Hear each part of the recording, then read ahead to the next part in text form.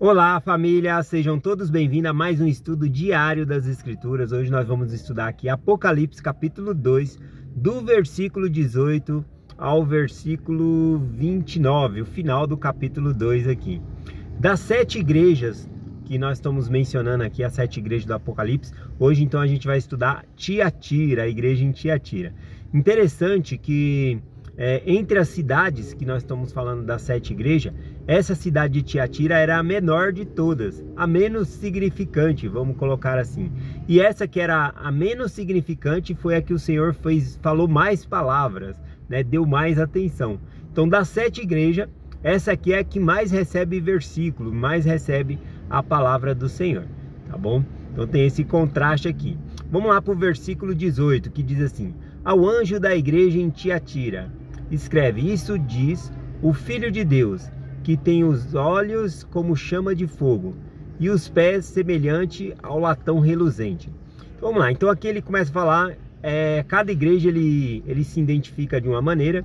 E também aqui dentro do livro de Apocalipse, essa é a primeira vez e é a única vez que o Senhor ele se refere aqui como o Filho de Deus, tá bom? É interessante que essa foi a acusação que fizeram para crucificar Jesus Cristo, tá bom? Os judeus condenaram Jesus Cristo porque ele disse: eu sou filho de Deus, né? Então para que precisamos mais de testemunha, né? Todo mundo ouviu ele blasfemar. Foi isso que foi a acusação. Tá lá em Mateus capítulo 26, versículo 63, tá bom? E quando chega perante Pilatos, né, eles mudam a acusação, né? Porque senão Pilatos ia falar: não, isso é com vocês, é um problema da religião de vocês. Então eles mudam a acusação de Jesus Cristo para sedição, como motim, revolta e assim por diante, né? Mas vamos continuar aqui. Então interessante esse título, né, que Jesus Cristo usa aqui, o Filho de Deus, que tem os olhos como chama de fogo, né? Em Apocalipse capítulo 1, né, quando João estava descrevendo, ele descreveu o Senhor com olhos de chama de fogo. A gente não tem que imaginar o Senhor com um foguinho dentro do olho, né? Mas aqui está falando que o fogo, qual que é o efeito do fogo? O fogo ele aquece, ele penetra em nós, né? Ele aquece. Então quando ele fala que os olhos do Senhor é como chama de fogo, significa que penetra, ele vê todas as coisas dentro de nós, tá bom? E aqui ele fala também, semelhante, os pés do Senhor é semelhante ao latão reluzente. A cidade de Tiatira, ela fabricava o melhor latão reluzente que tem, né? Eu não sei se tem a ver aqui, ele falando que o pé dele é semelhante ao latão reluzente, ou seja, aquilo que eles tinham de melhor, né? É o que o Senhor pisava, né? Eu acho que é mais ou menos por aqui que está passando essa mensagem. Eu não tenho tanta certeza porque ele descreve dessa maneira aqui. O certo é, né, que aquilo que nós mais almejando, às vezes almejamos, como ouro, as cidades no céu ela é feita de ouro, pavimentada com ouro, né? Então aquilo que nós mais damos valor serve de calçada para o Senhor de rua ali, tá bom? Então vamos lá, vamos continuar aqui. Próximo versículo, 19. Eu conheço as tuas obras e o teu amor, e o serviço e a fé e a tua paciência, e as tuas últimas obras, que são as últimas, são mais do que as primeiras. Aqui eu achei interessante que falou que as últimas obras são mais do que as primeiras, né? Normalmente a gente vê a pessoa firme no evangelho, bem empolgada, trabalhando bastante no começo quando entra para a igreja, mas depois vai esfriando. Aqui não, ele fala de pessoas que as últimas obras eram melhores. Aqui está falando sobre o progresso. Nós devemos ser assim. A cada ano nós melhorar um pouco, não deixar de fazer as coisas, mas sempre fazer mais. Esse que é o sentido. Então aqui em Tiatira a gente vê aqui essa tendência de progresso aqui. Versículo 20, ele diz: porém umas poucas coisas tenho contra ti, que deixaste Jezabel, a mulher que se diz profetiza, ensinar e enganar os meus servos, para fornicarem e comer do sacrifício da idolatria. Essa Jezabel aqui, né, é uma referência, acredito que é a Jezabel lá de Acabe, né, no Velho Testamento. E aqui a palavra que essa pessoa que se denominou como a líder, né, e eles estavam aceitando, está falando da doutrina que ela ensinava. Então aqui não propriamente significa que Tiatira estava adulterando com outras mulheres, tá bom? Significa que eles estavam deixando o Senhor, tá bom? O Senhor considera quando nós deixamos a Ele como prostituição, tá bom? Então é um tipo de idolatria, é prostituição também. Ele continua: dê-lhe tempo para se arrepender-se da sua fornicação, e não se arrependeu. Então mostra o Senhor misericordioso, dando tempo ali para a pessoa se arrepender, e às vezes a pessoa não se arrepende, nós não se arrependemos.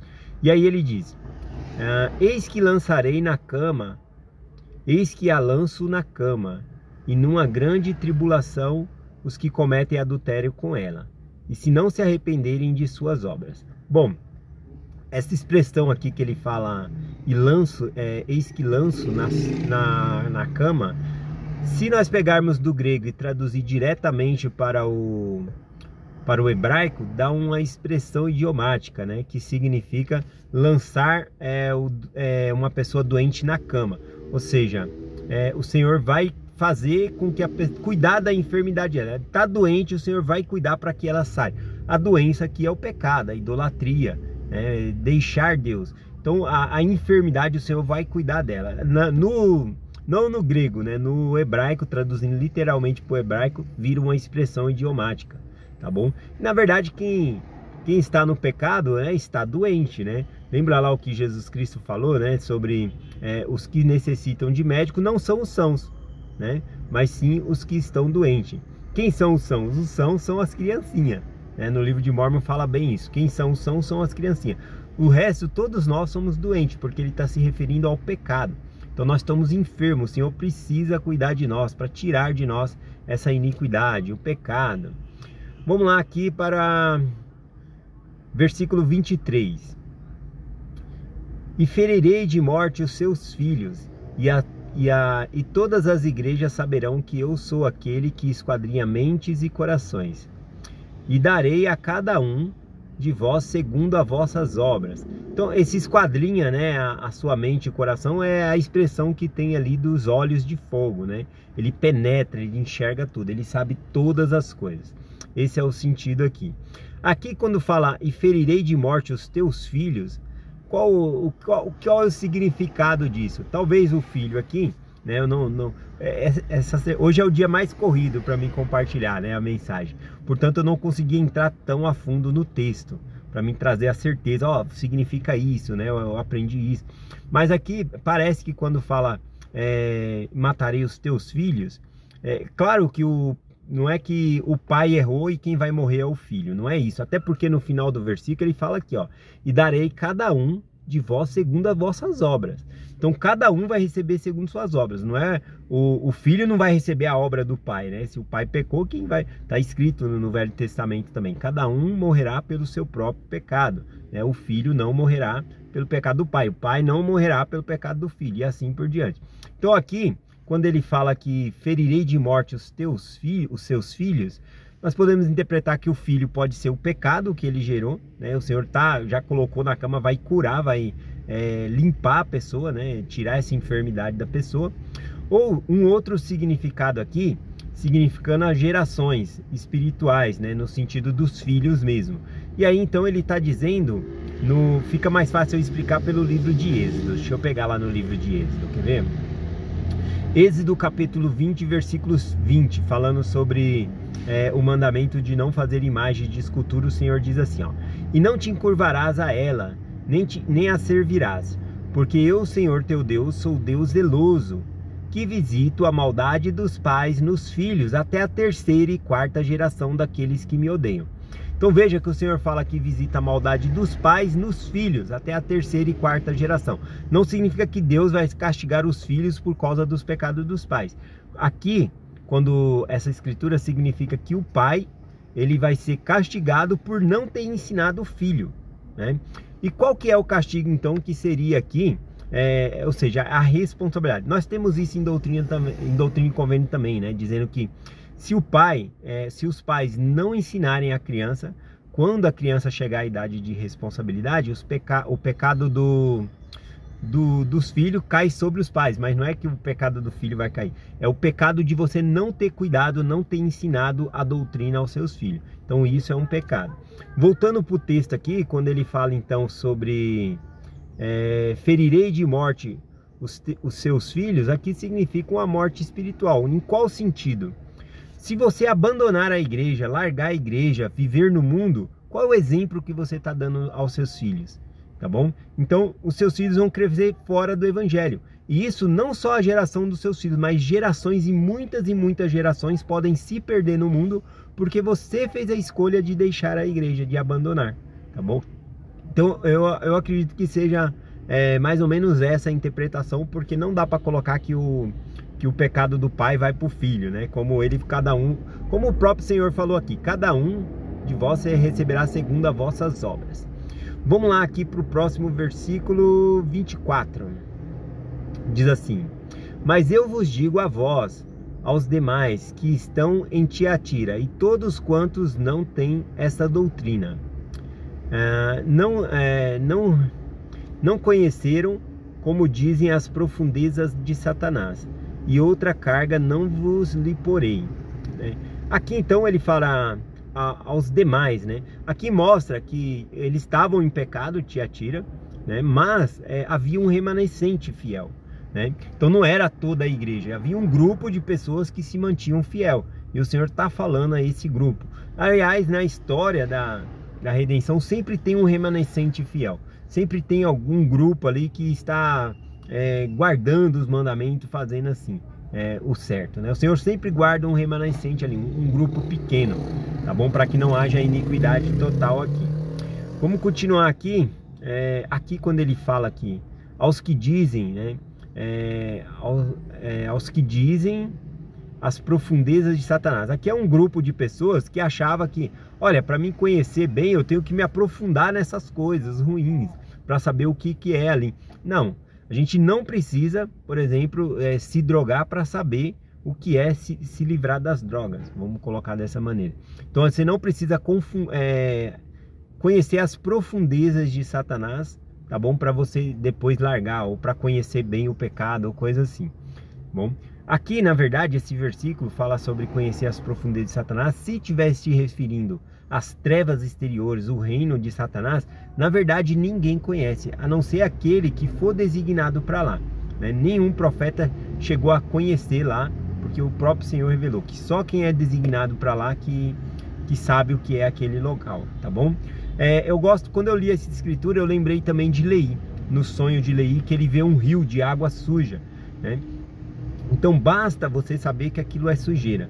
Você não precisa ir lá tocar na água, se banhar na água, beber daquela água. Você sabe que é errado, mantenha-se longe, tá bom? É esse o sentido aqui para nós. Vamos lá, versículo 25, 26, 27, 28 e 29. Vou ler de uma vez aqui esses aqui para finalizar a mensagem. Aqui ele vai falar das promessas, né? Porém, o que tendes, retenho até que eu venha. Eu falo, nisso que vocês sabem que é verdade, fiquem firmes nisso. Vocês que são remanescentes fiéis, fiquem firmes no evangelho, tá bom? Ele continua aqui: e ao que vencer e guardar até o fim as minhas obras, eu lhe darei poder sobre as nações. Aqui o profeta Joseph Smith traduzindo, ele pega as palavras nações aqui e coloca como reinos, tá bom? Então ao que vencer, o Senhor vai dar poder de reinos para a pessoa governar. Versículo 27: e com vara de ferro a regerá. Essa vara de ferro lembra para nós como se fosse um cetro de um rei. O rei, quando ele tem o cetro e ele não vai à guerra, ele manda o cetro pelaquela pessoa, e aquela pessoa está falando em nome do rei porque ele carrega o cetro, tá bom? Então essa barra de ferro poderia significar isso, mas na tradução de Joseph Smith, quando diz e com vara de ferro as regerá, aqui significa a palavra. Joseph Smith traduz que com a palavra de Deus as regerá, né? Assim como Deus criou mundos, né? Ele disse que haja luz, tudo pelo poder da sua palavra. Então é assim que vai ser a regência, tá bom? Pelo poder da palavra. E até mesmo se nós observarmos o reino de Deus na terra, no sentido a igreja, como que nós devemos conduzir a igreja? Pela palavra de Deus. É assim, simples assim, né? Dentro das escrituras. Continuando, diz aqui: eis que o que vencer e guardar até o fim das minhas obras, eu lhe darei poder sobre as nações, e com vara de ferro as regerá. e serão quebradas como vasos do olheiro. Aqui de outros vídeos traduz como serão como barro na mão do olheiro, né? A gente vai conseguir moldar, né, da maneira ali que a palavra exige que nós façamos. Assim assim como recebi de meu Pai. Então ele está falando, aqui é Jesus Cristo falando, assim como eu recebi de meu Pai o poder de criar mundos, o poder de consertar o vaso, moldar um vaso, né? O vaso na mão do oleiro, como ele colocou aqui. Ele fala que assim como ele recebeu do Pai dele, dar-te-ei a estrela da manhã. Quem tem ouvido, ouça o que o Espírito diz aí às igrejas. Então, essa parte de lhe darei a estrela da manhã, muitos vão interpretar também, não está errado, né? Que a estrela da manhã é o próprio Cristo. Cristo, ele é a estrela da manhã para nós, tá bom? Tá lá em Apocalipse 22, eu não marquei aqui, né? Lá em Apocalipse 22, deixa eu ver se eu abro aqui rapidinho, né? Era para mim ter marcado, a correria aqui foi grande. Deixa eu ver se eu abro aqui nas escrituras rapidinho. Apocalipse, capítulo 22, deixa eu ver se eu acho o versículo aqui agora, né? Deixa eu ver.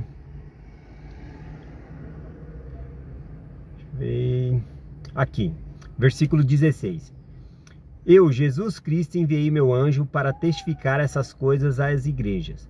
Eu sou a raiz e a geração de Davi, a resplandecente estrela da manhã. Então Jesus Cristo, ele é a resplandecente estrela da manhã, tá bom? Nós sabemos também no livro de Isaías, falando que Lúcifer, ele é a estrela da alva, né? Alva é amanhecer, né? A estrela da manhã também é amanhecer, tá bom? Aqui a gente vê que Jesus Cristo, ele tem como se fosse uma patente a mais, né? Ele é não somente a estrela da manhã, mas ele é a resplandecente estrela da manhã. Então, para entender melhor o que isso significa, né? A estrela da manhã é aquela que o sol já nasceu, quando o sol já nasceu. Por exemplo, se você está de dia agora na sua casa, você olhar para o céu, você não vê as estrelas, porque o brilho do sol ofusca, né? Não deixa você ver o espaço, né? Então, não dá para enxergar, a não ser com a ajuda de um telescópio, alguma coisa assim. Então, não dá para ver as estrelas de dia, por conta do brilho do sol. Mas a estrela da manhã é aquela que mesmo com o sol, né, levantado, ainda dá para ver aquela estrela lá do lado, tá bom? Aquela é a estrela da manhã, ou estrela da alva, ou o próprio Jesus, né, dizendo, eu sou a resplandecente estrela da manhã. O que isso significa? O sol tem o seu brilho, o seu poder, a sua glória. E olhando para a estrela ao lado, é uma glória à parte. Então significa que ele falou, assim como recebi de meu Pai, ou seja, Cristo recebeu do Pai dele o poder. E aí ele fala, assim como recebi de meu Pai, vos darei a estrela da manhã. Então a promessa para os que vencerem é receber poder, nos tornar semelhante a Jesus Cristo, termos o poder. Até o poder do sacerdócio que nós utilizamos é de Cristo, né? A gente fala que antes se chamava sacerdócio, se chamava segunda ordem do Filho de Deus, que é Jesus Cristo. Então o sacerdócio é de Cristo, o poder é de Cristo. E nós receberemos o nosso próprio poder, tá bom? Se vencermos, assim como Jesus Cristo falou, assim como recebi de meu Pai, vos darei a estrela da manhã, ou seja, o próprio poder para vocês. Para quê? Para reger mundos, para governar, como ele colocou aqui, para moldar o barro, né? Como o barro na mão do oleiro, tá bom? Então essa é a promessa que o Senhor faz aqui, tá bom? Então é essa mensagem que eu compartilho com vocês, em nome de Jesus Cristo, amém. Até amanhã.